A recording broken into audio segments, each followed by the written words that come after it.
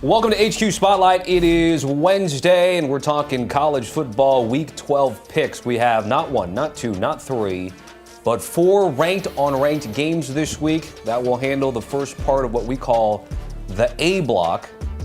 Notre Dame, Pitt, Oklahoma, Alabama, Iowa, USC, and Texas, Georgia up first.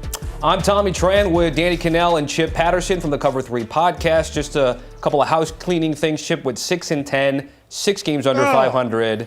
DK 10-7, 109-88. So continuing to just kind of hold the ship after that hot October. So let's keep things going. Let's go ranked on ranked, and we have Texas catching 6.5 against Georgia with a total at 48 and a hook.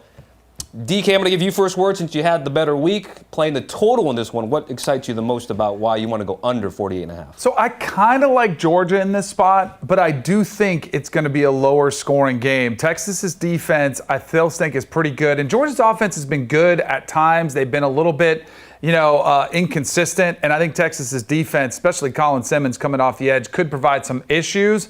But I do trust Georgia's defense to make it a tough day on Arch Manning. Like, Arch Manning has been playing a lot better, but he's on the road and he's in a harsh environment. And while I know Georgia has struggled to get after the passer, they only have 11 sacks. That is last in the SEC. It is a place that Georgia's defense is not used to being. I do think they've been dialing up more pressures. They had 3 sacks last week against Mississippi State, but ultimately I think Kirby Smart will have a game plan that kind of has Arch Manning and company confused all night long. So I think it'll be a lower scoring game. So I'm going to go under the 48.5. Yeah, it's interesting, DK, those lack of sacks. I don't know if it matters that much with how fast the ball is coming out with Arch Manning in this Texas offense, because some of the success that they've had with Manning has been a little bit of screens, a little bit side to side, try to see if opposing defenses can go and tackle in space. And guess what? I think Georgia has one of the best linebacker rooms in the country. So if I need my back seven to be a group that can get there, close space fast, wrap you up, and bring you down, well, then I guess Texas is not going to be able to take advantage of one of the few things where I'm really critical of this Georgia defense, and I think Georgia's got the antidote for that. You mentioned this Georgia offense. I think this Georgia offense is getting better in part because of the offensive line health. They've had to move a lot of pieces around. They finally are starting to come out on the other side of it, and that's where we've seen the run game really be able to be productive. Now, look, Texas has one of the best rush defenses in the entire country, but can you get enough plays there, and can Gunnar Stockton be able to be a little bit of a factor with his legs? I like Georgia. I like Georgia at home, and sort of like it seems the way that you're saying this, DK, you think Georgia wins, a little bit lower scoring. I'll tell you what, I'd be worried more than anything that the Bulldogs have too much success, so I'll take Georgia, and I will lay the 6 and a hook. All right, you're going to lay that 6.5. Texas will be looking for revenge after getting swept in both games last year, regular season conference championship. Let's get to another game that has a spread of 6.5. It's going to be Oklahoma catching that number against Alabama at Bryant-Denny with a total of 46 and a hook. Both of you guys are on Bama, although, Chip, you have a team total under 25.5. Take us through it. We know the Sooners' defense is certainly good, but why the team total play here? So Alabama could cause real problems for John Mateer. Alabama, whose defense I think has gotten a lot better through the year. Kane Womack deserves a lot of credit after he was kind of being roasted back in September.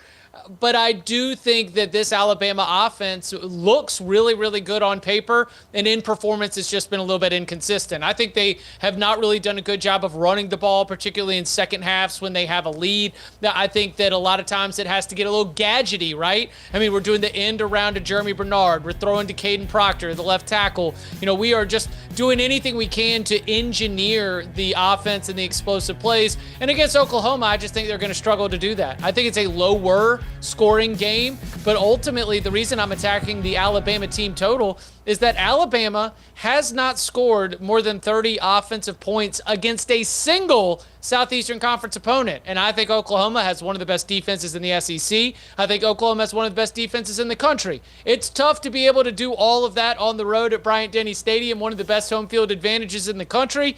But I do think that the Sooners are going to cause enough resistance so that if Alabama is going to win this thing in cover, they're going to have to do it with their defense. So again, I just haven't seen Alabama's offense lighting the world on fire recently. I'll take the Sooners defense here by going Alabama team total under.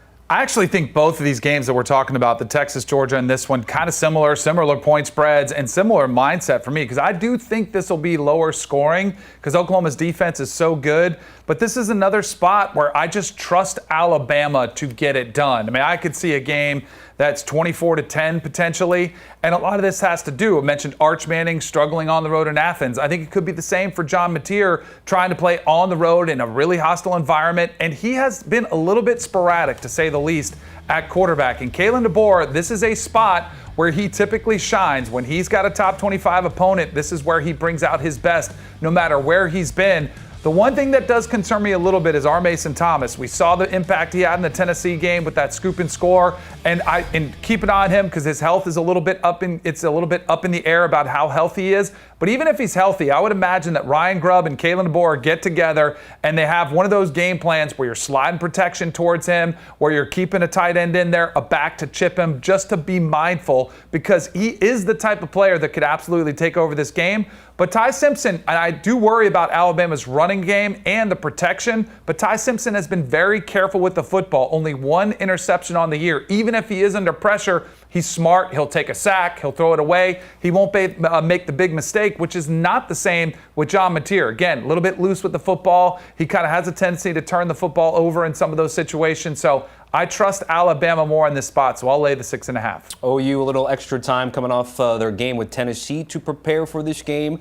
Another ranked game with a 6.5 point spread. Iowa catching that number against USC at the Coliseum. This total closer to 50. Call it 49 and a hook. You guys are on opposite ends. Danny, which side are you on? Yeah, and I don't know if Chip had the advantage that I had of talking to our local Iowa correspondent in Chris Hassel, because I was just doing a little hit on CBS Sports HQ, and he was telling me that the weather forecast in sunny LA, where it is never supposed to rain in Southern California, it is actually supposed to be raining, which I think fits right in. Iowa should be praying on their knees for a rainy game, because that's just what they came out of and almost had one of the bigger upsets of the season with them almost pulling off the game against Oregon.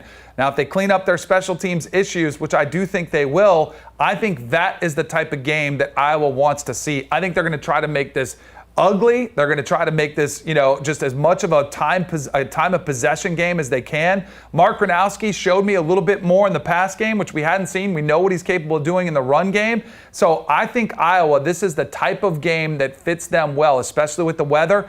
I still like USC to win the game, but I think this is a field goal type of game in a Big Ten matchup. I think it's going to have a Big Ten feel. USC already had that big win over Michigan. They talked about the importance of being physical, so I think they're ready for that challenge, but I think it's going to be a lower scoring game, so I like Iowa. Danny, it's a big game breakdown Wednesday. You act like, I don't know, it's going to be 63 degrees with 7-mile-an-hour winds and a 70% precipitation percentage. Come on. No, this is great. This is advantage Iowa. I agree with you there that I still am concerned about two things. Number one, there is a little bit of a reload the musket to this. Man, that was the game.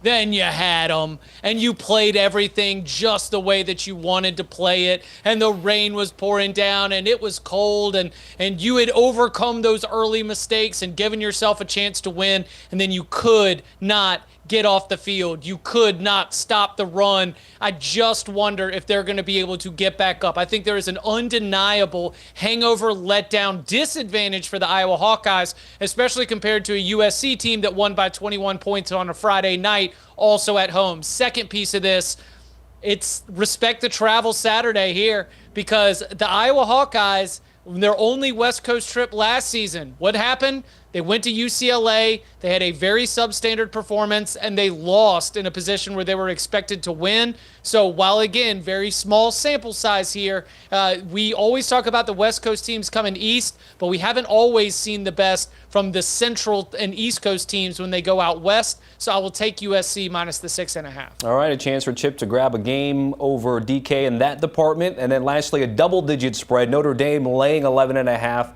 at Pitt with a total of 55 and a hook. Both of you guys are bullish on the Fighting Irish. Chip, you were under team total for Bama. Here you're over team total for Notre Dame. How do they get to 34 points or more this weekend?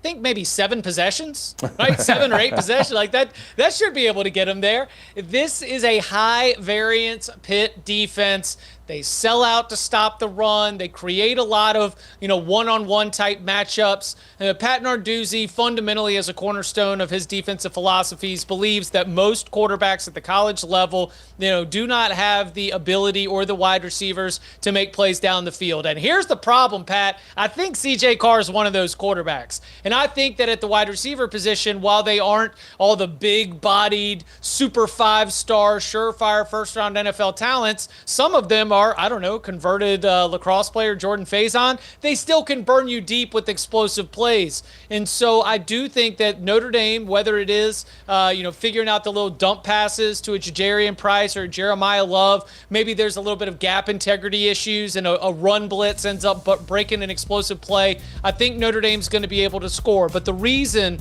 why I have isolated Notre Dame's ability to score as my best bet for this game is admitting also the variance of this Pitt offense, because you could tell me that Mason Heinschel, the freshman quarterback, this is the game where we called midnight and Notre Dame turns him into a pumpkin.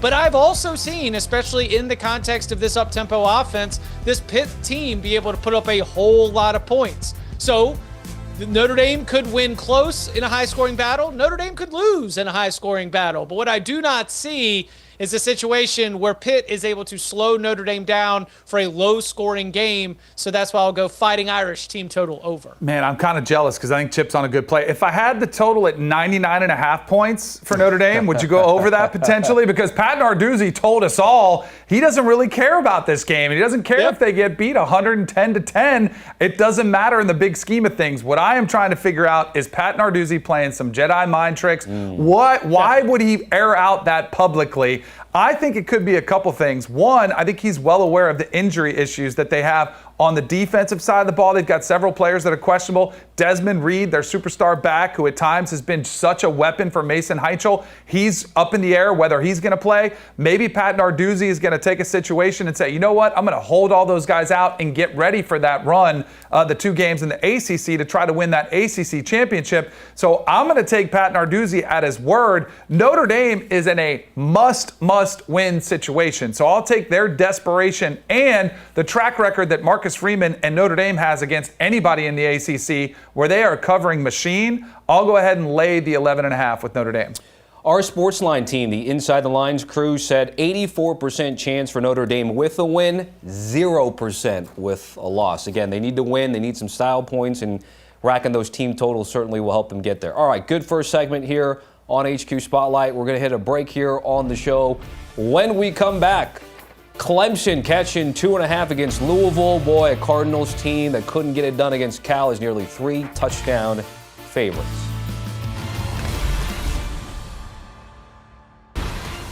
Welcome back to the show. We hit the ranked on ranked games. We're going chronological the rest of the way. So we do have some Friday night games. That includes Clemson catching 2.5 against number 20 Louisville. 50.5 is the total.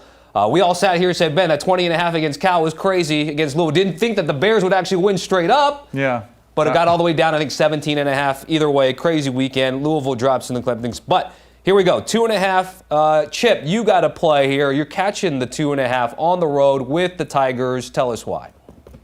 Vibe advantage. I mean, heavy vibes advantage. I'm listening to Jeff Brom talk about his team right now, and he seems so frustrated. He is, based on my read, very frustrated with the quarterback play. And I agree, Miller Moss has been wildly inconsistent and ineffective when the money was on the table against Cal to be able to help them escape, even in the moments that they were able to do that. But this continues a trend that we have seen here over the middle portion of the season, where Moss and the offense, for all the talent that you've got at the skill positions, they just can't get it done. It happens up front. It happens at the quarterback position. And Jeff Brom's talking about how they need to coach it better, how they need to make changes.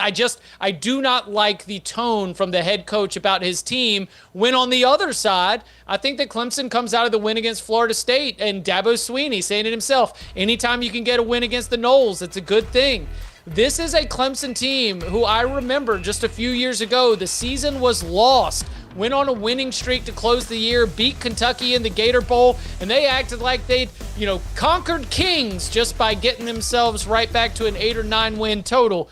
This feels like it could be a similar type run.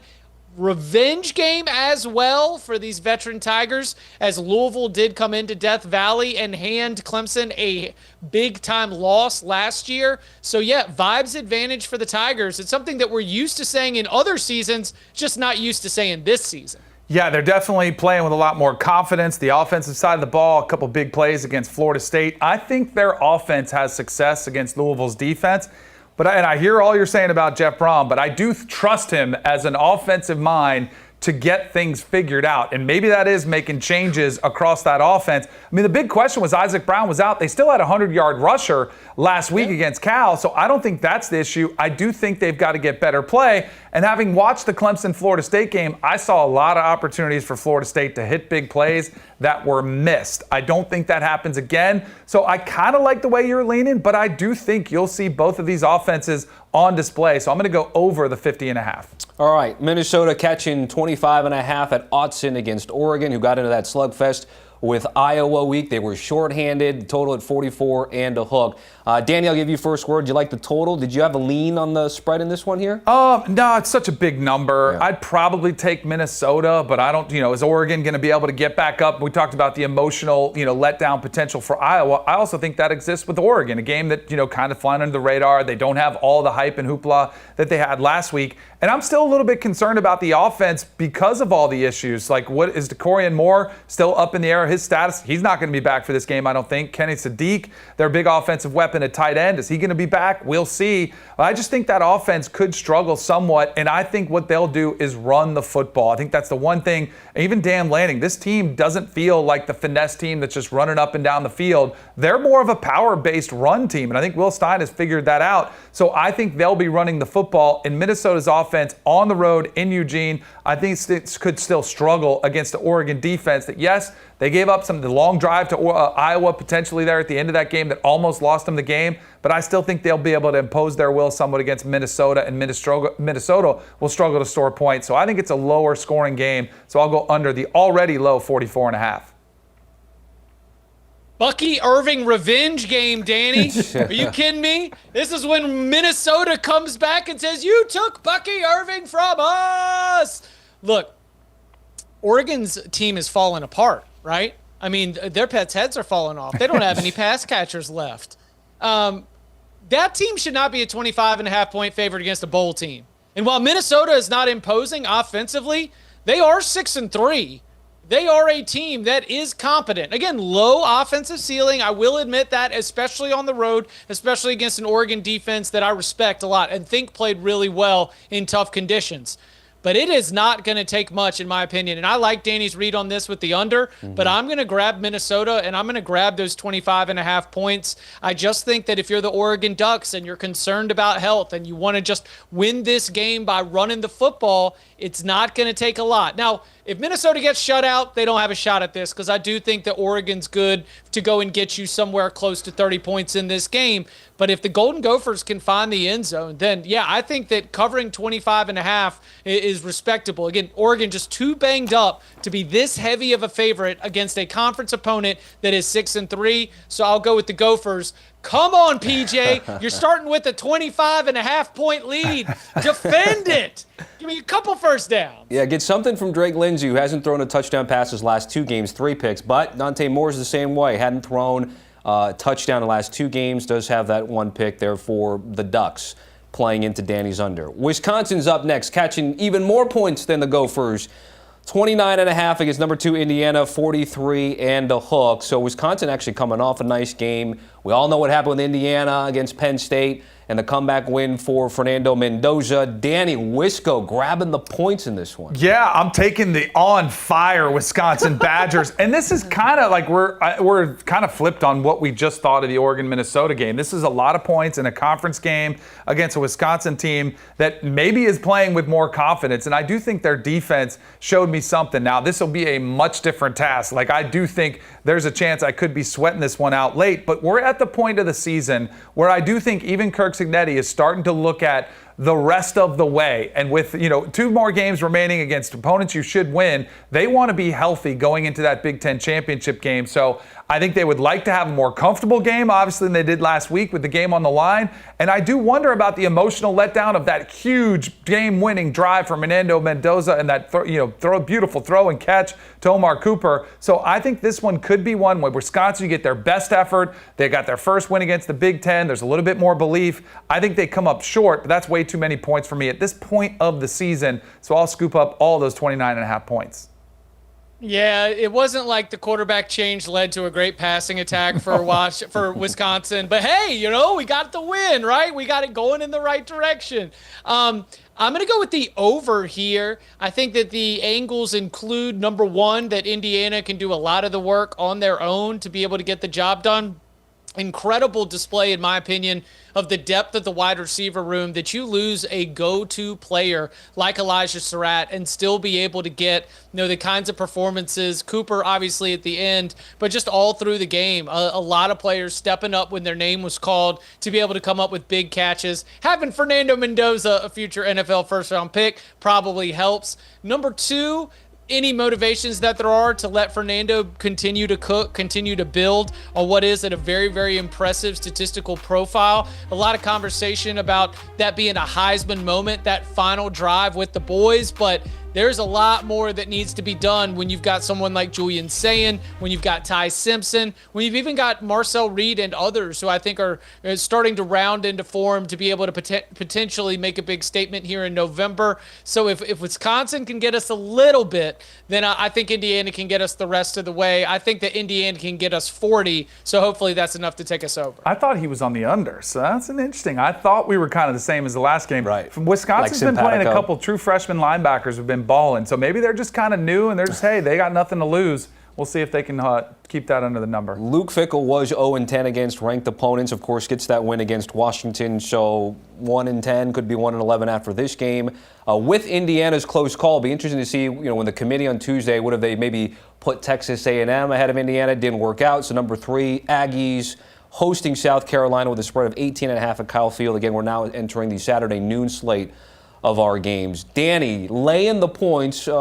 Take me through what you think this game will play out in terms of a game script here. I think Texas A&M is really good, and I think South Carolina is not very good. I think this is sort of a tune-up game for Texas A&M. I'm a little bit worried because it is a big number. It's an SEC opponent. But I also wonder if some of these teams, we saw this with the Florida Gators last week against Kentucky when they lost, you've fallen so short of expectations. South Carolina, there was a lot of optimism around the Norris Sellers. I just wonder if some of the guys just kind of throw in the towel and say, all right, let me start getting ready for next season, maybe even shopping in the portal, and you get a little bit of a tweak. You say, hey, coach, let me get out of the game at this time. And Texas A&M, this is, you talk about all-time vibes, like they are playing with a ton of confidence, and I still think they have a little bit of a chip on their shoulder. You mentioned them not making a jump over Indiana. There's a lot of Texas A&M fans and SEC fans say this Texas A&M team should not only be 2, they should be the number 1 team in the country based on their resume. All-time vibes. They've got the total package. Marcel Reed is really flourishing with the 2 transfer portal receivers in Craver and Concepcion. The defense is, second in the country in sacks with 34. I think this is just one of those games where Texas A&M rolls. The only way I see South Carolina keeping this game if it's college football. So I'm a little bit nervous about it because we've seen those games all over the place. But I just think Texas A&M playing at home, they'll have the energy from the crowd. I think they roll. Oh, man, Texas A&M, how about every game that they've played going back to October 4th has gone over this total? Now, they haven't all had these totals. Some of them have been a little bit higher. But I'm going to attack the total here thinking that Texas A&M is a team that's buzzing. It's a team that's playing with a lot of confidence. It's a team that wins games by 38-17, by 42-20. These kinds of margins that aren't total squeeze the life out of you blowouts, but you get into the back and forth and a team might have a little success running the football like Missouri did just last week, but then all of a sudden there's always an answer. And it was that ability to answer that continues to stand out, whether it was LSU, whether it was Missouri. These Texas A&M opponents are, over the course of 60 minutes, finding some points, but man, they ain't sniffing competition. It's a Texas A&M team. Again, take the opposition, put them at arm's distance, and then with their ability to make plays, just continue to stretch that lead out. I see something similar, so I see a game that ultimately goes over the total. Okay, Chip going the over there. Let's go Michigan laying 12.5 on the road against Northwestern at Wrigley. Wolverines 2-2 on the road this season. They're 5-0 at home. Both of you guys are on the under of a low 41.5. Chip Patterson, you can get first word here. Oh, we're at Wrigley. We got the wind blowing in from out. This is a classic Wrigley Field under. Are you kidding? I mean, you give me the home road splits. What about the Wrigley splits? You know, like I just think you got to take the record books and you got to throw them out. I could see this game in a baseball stadium in November being a little bit swirly and a little bit funky. Just this one isn't principle. It's not every single game in a baseball stadium is going to be under or over depending on wind direction. This ain't July. This ain't just Chip making Friday afternoon baseball plays in Cubs games. But this is a spot where you've got to think that Michigan is probably going to have, with their young quarterback, things get very simple. Northwestern already is limited in terms of their passing attack. They are a team that wants to lean on their run game. So, yeah, I think this is a lower scoring game in Wrigley Field. I think it's fun, and I'll take the under. There was a game at Wrigley. I think it was the first time Northwestern hosted a game there, probably about 12 or 13 years ago. When, remember, they didn't have the dimensions right. It was too close, so they actually kept switching directions, and it was only like a 70 or 80-yard field. It was bizarre to watch. Thankfully, I think they've figured that out by now. But I could not agree with you more on all aspects of this game. I think the weather conditions will, kind of limit what these teams can do on offense. I think Michigan just kind of is trying to get through to that big rivalry game against Ohio State. Northwestern's been a good team. Like, they've been better than I think people thought they were going to be this year. I think they've been putting up pretty good fights on the defensive side of the ball. I think you want to limit Bryce Underwood, still kind of work him into that system. But I think this is an under game all day long. Yep, Cats looking to become bowl eligible. Michigan still fighting to try to win out and get some help in terms of the CFP. Continue our Saturday noon slate. Let's go to Annapolis, Maryland. South Florida in the rankings here. Laying 10.5 against Navy with a pretty high total of 64 and a hook. Chip, you got to play the total, but Danny, I'll start with you first. Grabbing the points with the midshipmen at 10 and a hook. I mean, a team from South Florida, even though they're not really in South Florida, like they're over in Tampa, going up into the Northeast, into Annapolis to play a team in conditions that run an offense that's kind of a headache to try to defend.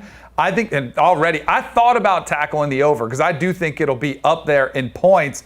But I think Navy's offense, and they've kind of come back to earth, right? They've been blown out a couple weeks in a row, but those have both been on the road against really quality teams, including Notre Dame, who's one of the best teams out there.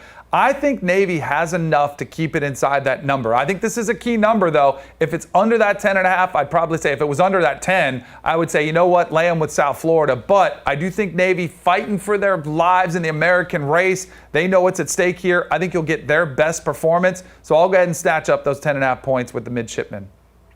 Yeah, I'm going to go ahead, and I am going to take the over. A couple things we need to note as we're having this discussion now. Blake Horvath did not play against Notre Dame. Is he going to go? My guess is going to be yes, that maybe you are trying to make sure that Navy hangs on in the American Athletic Conference title race, that being a priority in terms of whether you're going to rush your star quarterback back. Because having Horvath in the lineup, obviously a huge part towards Navy being able to threaten for the upset and certainly get the over. There is also a little bit of a volatility here. Navy really sells out to try to stop opposing offenses, understanding that they might give up big plays down the field. Byron Brown, if he is on point with his deep passing in this game, as Danny said, in Annapolis, a little bit colder, if his accuracy is good, well then there might be a 50 burger for USF in this game. But, even if he isn't, I still think they can do their part. So now I am admitting there's some volatility towards the Bulls offense in terms of whether or not all of those deep passes and explosive plays hit. But also I would say to anybody who's watching this, make sure you're monitoring the injury status of the quarterback situation. Blake Horvath, just a superstar quarterback in his own right, but certainly impactful for all aspects of handicapping this game. He's got to play. He's got to play. Upper body injury. It was a hockey announcement that they had. Upper body injury for him. By the way, 6 straight games with 100 or more rushing yards and a rushing touchdown. So when he's right, he is definitely effective on the field. Arizona catching 6.5 at number 25. Cincinnati with a total at 56 and a hook. This one at Nippert Stadium in Cincinnati. Both of you guys are on the same side. Noah Fifita and company, the fighting Brent Brennans. Yeah, I think this is more about Arizona's defense, which is really good. And the last time we saw Brennan Sorsby go against a great defense, that was Utah when they got held in check. So I think this one will be a defensive, kind of a little bit more of a defensive game where Cincinnati could struggle to move the ball the way they have. And Brendan Sorsby has been awesome. One of the better stories in college football. It's kind of flown under the radar, and then it was shelved again against that game against Utah. So I think against a really good Arizona defense, I think they could struggle somewhat. Now, Arizona, Noah Fifita has been great too. So I think this game will be inside that number. Plus, Chip knows my principle with the Big 12. You get a number over a field goal, I think these games all have the field goal type feel to them. So I'll go ahead and take Arizona in the 6.5. Yeah, I'm a little hunchy with this one too, where I just see Arizona, and I think that they've been a little bit overlooked. They've certainly raised their floor in a major way, and you point to that defense. They've been really good defensively. Now, some of that has been the opponents, but by the time we get to this point in the season, if you've been able to put together a good profile, well, then your performance, regardless of opponent, deserves our attention.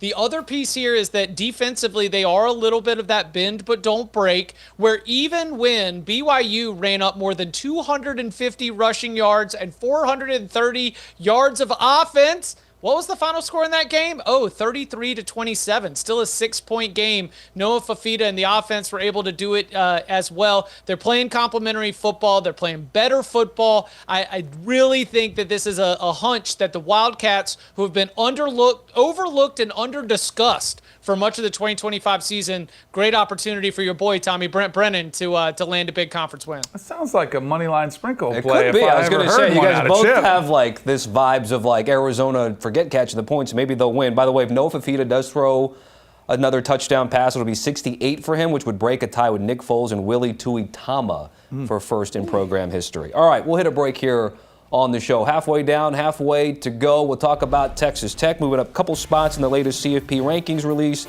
They'll be north of 3 touchdown favorites against UCF this weekend. Time now to tackle the early afternoon slate. We've got UCF catching 23.5 against Texas Tech with a total of 47 and a hook. We just saw, of course, in Lubbock what they did to BYU in that top 10 matchup here. So when it comes to the spread, DK, you're catching the points. Tell me why. I kind of like this Scott Frost UCF team. I think they're better than people. They'd be even better in their record because I do think they're better than people thought they were going to be. This game might also be a little bit more about Texas Tech, sort of that hangover spot. It's been several games where every single week you got to get emotionally up, and there was so much emotion last week. That game was phenomenal. There's also an aspect of that Texas Tech offense that has me a little bit concerned about their big picture, like how far they can go, because Baron Morton was not spectacular against BYU. I think this should be a get-right game, but I also think they're starting to look ahead, starting to look at the playoff picture, where they stand there. I think this is a game UCF can cover that number. Again, it's the Big 12. I don't think it's going to be that one possession game, but I do think UCF can pull off this number and get it at least close enough to keep it within 3 touchdowns, and that's all I need. So I'll take those 23.5. DK, I kept gaming out all the different scores that would give me that UCF cover, because Texas Tech, they move the ball pretty effectively, but then they're not great when they get to scoring position. What I mean by that is Texas Tech's offense last week, and really has for a lot of the season, when they play against decent teams, sometimes they struggle to put it in the end zone. A lot of field goals from this bunch. But they have been, and have all season long, relied on one of the best defensive fronts in the entire country. Defensive line, linebackers, you put that group together, they are just phenomenal. And no, I do not think that UCF has the quarterbacks to be able to pick them apart. So as I kept trying to game together the type of football game and game script that would get UCF to cover this spread, because I like your starting point, Danny, I had to pull out a TI 83 Plus to do the math, but they all ended up under 47.5. So I'm just going to ride Texas Tech's defense and some of their own red zone, scoring zone issues, and I'm going to say that this finishes under the total. All right. NC State catching 2 touchdowns and a hook against Miami, which is the highest-ranked ACC team. A different conversation for a different show in terms of the conference and the CFP. But This game at Hard Rock, curious to get your guys' thoughts both on Miami to cover the number.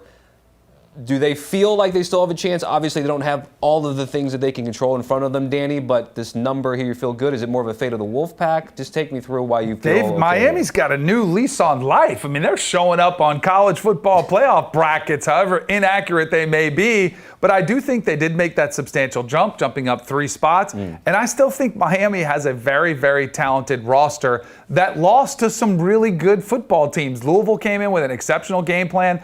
SMU was on the road. And, of course, that Louisville game, you had Carson Beck throwing 4 interceptions. So barring that, a disastrous performance from Carson Beck, which I don't think you get.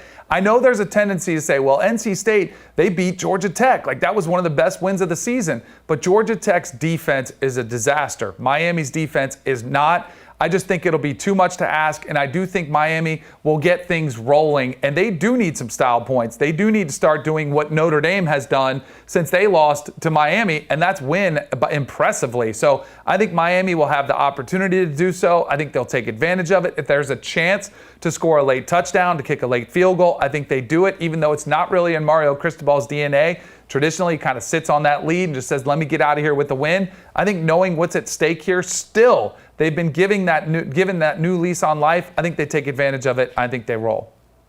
Yeah, Danny, mine's really a fate of the Wolfpack. I do not do this with any joy in my heart, but I've just got to look at the way they have performed on the road really since late September. So they did go on the road on a Thursday night, and they beat Wake Forest. But every other performance since then has not only been a loss when they've gone away from home, but some of them have been losses by kind of sideways margins. I mean, you end up losing a game that you were in by double digits to Duke. You went and you lose to Notre Dame in a game when you weren't even competitive. You get absolutely shellacked by the Pitt Panthers up in Acrisure Stadium as Pitt throws a 50-burger up on the board. It has just been a team, and in particular a defense, that has not been able to come up with the winning plays enough when they have been away from home. Carter Finley Stadium is always a great home field advantage that we acknowledge in our breakdowns of NC State games. But in terms of this team's performance in 2025, I just really haven't seen their fastball away from home since mid-September.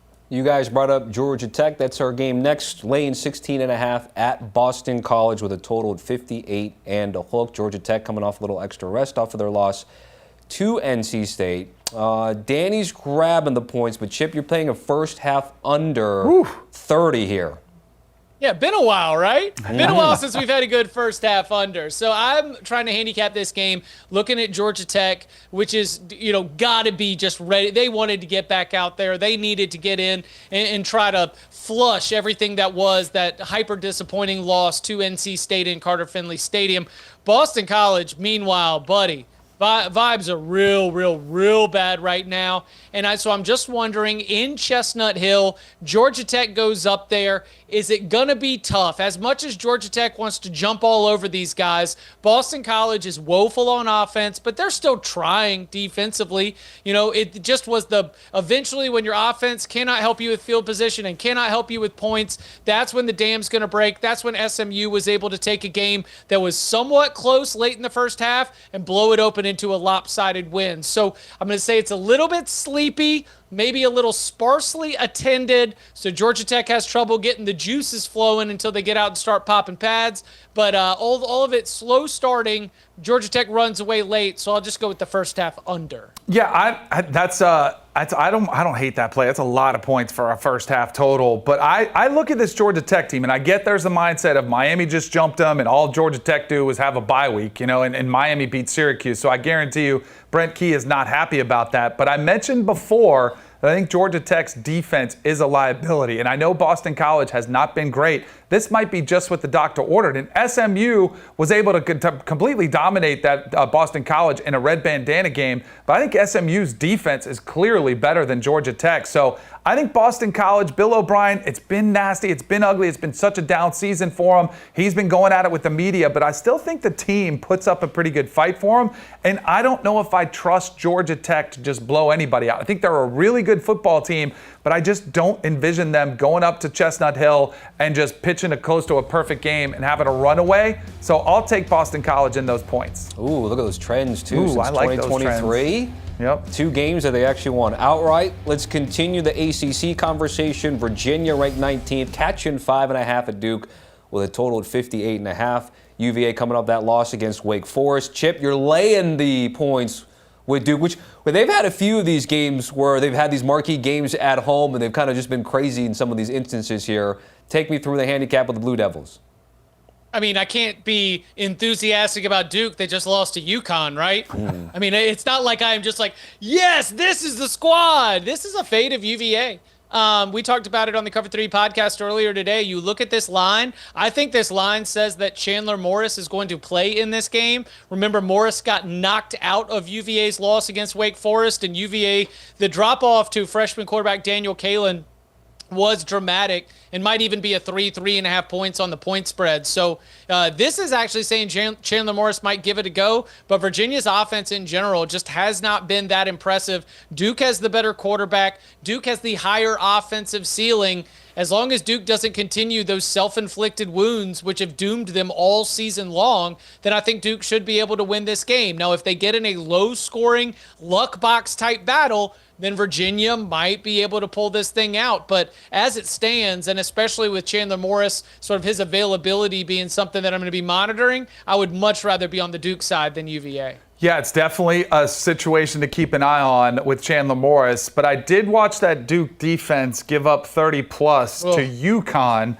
And granted, UConn's got a great offense. We talked about Fignano, their quarterback today, is having a phenomenal year. But if Chandler Morris does play, I think they'll be able to put up some points on Duke. On the flip side, I love Darian Mensah. I think he's been one of the better quarterbacks out there. He can get a little bit careless with the football, had a couple picks there in stores, but their offense is putting up numbers. So I think this is a higher scoring game. I'll go over that total, but I kind of lean with you. Duke is going to throw a wrench in everybody's picture, and it's already been talked about by everybody out there. What happens if they're a 4-loss Duke? Even Duke is probably well aware of what's at stake for them. So I kind of like Duke here like you do, but I like the points even more. So I'll go over the 58.5. There's some ACC chaos there with Duke maybe throwing a wrench in things. We end this segment with a game that actually has a higher total than the one we just talked about.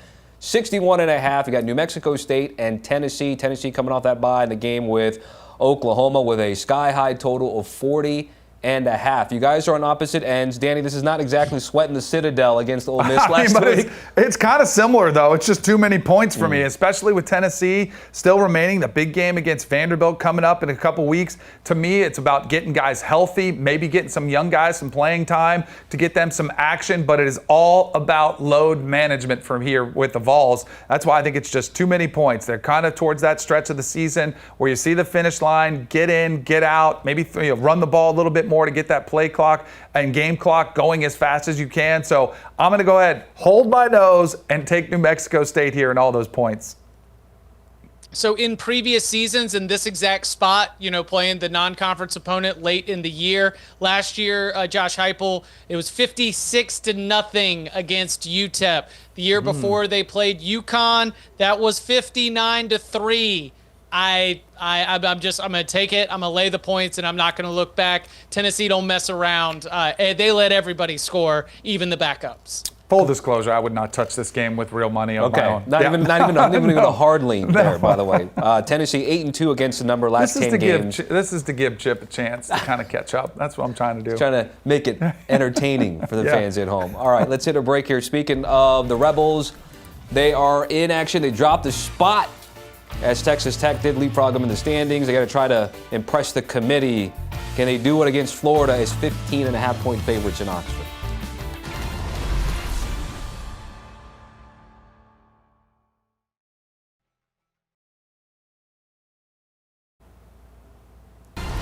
Home stretch, late slate, Florida catching 15.5 against Ole Miss with a total of 53 and a hook. DJ Lagway benched at halftime of their last game as he went 11 of 19 with 83 yards, a touchdown, and 3 interceptions against Kentucky. None of you guys want to touch the spread. You guys do have a couple of total plays, and Chip, you're shaking your head. So no on the spread. What's the total play for you here? Oh, it's going to be Ole Miss team total over. I like the number here, but I am going to be betting the names, not just the number, because what Florida's defense did last week against Kentucky was You see that? That was me letting go of the rope because I think that we have hit the back-breaking point of the season for the Florida Gators.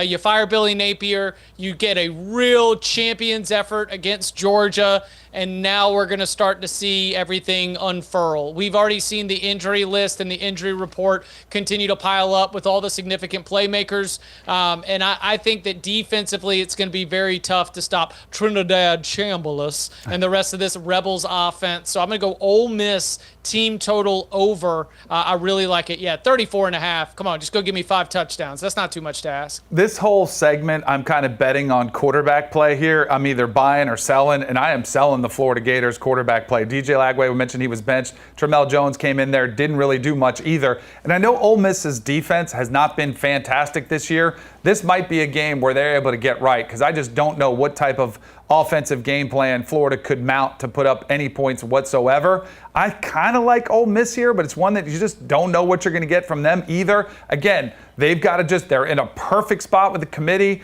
They want to stay healthy. They want to just get the win and get out. So I think with that mindset, them running the football with that really strong running game that they've had, I'll go ahead and take under the 53.5. No Dallas Wilson, no Eugene Wilson for the Gators. So, I mean, good luck to Florida getting into that game. All right, Utah. Still kind of hanging around there in the rankings, just outside the purview there. Laying 8.5 against Baylor at 60.5. Dan, you were just talking about this last segment banking on quarterbacks. You have Devin Dampier on one side, Sawyer Robertson on the other side. Give me Sawyer Robertson to keep this thing close. Remember, this is the quarterback that was at SMU, trailing by 2 touchdowns, comes roaring behind. He can absolutely flat out sling it. I think he's a player that is probably not getting enough recognition for how well he's been playing the quarterback position, leading his team up and down the field. I don't expect much from Baylor's defense, so I feel pretty good about Utah to win the game. But I think in more of a shootout type of game, I'll bank on Sawyer Robertson keeping this thing within a touchdown. So I'll take those 8.5. We might be a little coordinated here because I am saying with my pick of over 60.5 that I do think Sawyer Robertson in this Baylor offense is going to get into a little bit of a back and forth trade paint kind of scenario with Utah. Now, Utah defensively is a little bit different away from home than they are with the Muss and with everybody there in Rice-Eccles Stadium behind them. So going on the road, do things open up where Sawyer Robertson's going to be able to throw the football. Also, if Baylor just does decide to lean on that passing game, very strange tempo battle as Utah, I think, would want to be a little bit more methodical. Baylor obviously wanting to create more possessions in this game. My bet is that we do see more possessions. Both teams score a good bit, so I'm going to go over the total. Couple games left to go. Night game for the #1 team in the country, Ohio State, with a pretty big number against UCLA. Again, relatively new league mates. UCLA hadn't traveled to Columbus since 1999 to face the top-ranked team. 33.5. Grabbing the points. I'm going to take the jump and the leap of faith, just saying, you know what? UCLA could keep this inside the number. I don't think there's any chance of upset. I just keep resonating with me how Ryan Day has emphasized load management. They're getting closer to the end of the season. They don't need style points. They could get them easily. They have 3 of the best players in the country on the offensive side of the ball, and that is including Carnell Tate, Julian Sayin, behind Jeremiah Smith. They've got weapons all over the place. I do think Nico could provide some bit of a challenge with his legs against that Ohio State defense, which is vaunted. But this, to me, is too many points against a conference opponent. I know Ohio State has been a cover machine most of the year, but I'm going to go ahead and back the Bruins. So I'm going to take Ohio State team total over. It is not with an immense amount of confidence, but it was with the idea that while Ryan Day has been, as I've discussed, just rearranging furniture out there, trying new things out, seeing what the love seat looks like in the corner, with this being a home game at night with a fan base that has just been yearning for more of these opportunities after constantly getting stuck with noon Eastern time kickoffs, that maybe he lets the fireworks go. Maybe we do hit a couple of those big explosive plays that with a remaining schedule that won't include all opportunities like this. This one is for the good people of Columbus and the Ohio State fans. I'm going to say Ryan Day puts up a few more extra points for everybody there in Ohio Stadium. We go team total over. All right, lastly, we got TCU catching 4.5 against BYU. Again, BYU coming off that loss against Texas Tech, total at 52 and a hook. You guys are on opposite ends. Woo. Chip Patterson, a chance to catch DK in this department, taking the Horned Froggies here. No, you're actually taking the hometown team to bounce back. Yes, Chip. Yeah. I'm the one who is not doubting Provo, okay? I am not the one who's asking for the bad vibe Froggies to go all the way up into Provo and be able to find it after poor play calling, poor execution, and just duffing away a win against Iowa State.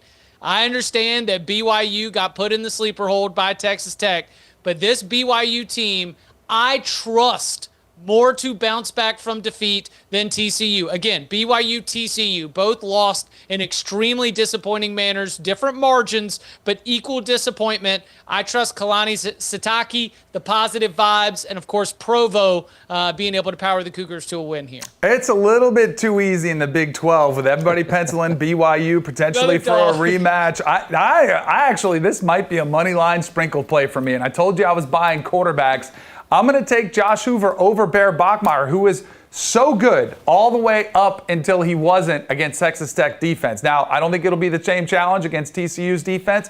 It is at home for him. But again, I think this is too many points, and I think TCU, I am very curious to see how confidence-wise BYU looks offensively after getting completely shut down. They couldn't do anything against Texas Tech's defense. So I'll go ahead and take TCU, and I like this little trend we've got up on the board DK. too. Yep, that might be a little money line sprinkle on the Cover 3 pod. TCU's also won 5 straight against BYU in this matchup as both teams are trying to off a loss, trying to get back in the win column. All right, best of luck to Danny, Chip, and all of you this week for Week 12 of the college football season. Speaking of the Cover 3, of course, Locks Pod on Thursday, Instant Reaction Saturday. Scan the QR code and also check out Bud Elliott and Tom Fornelli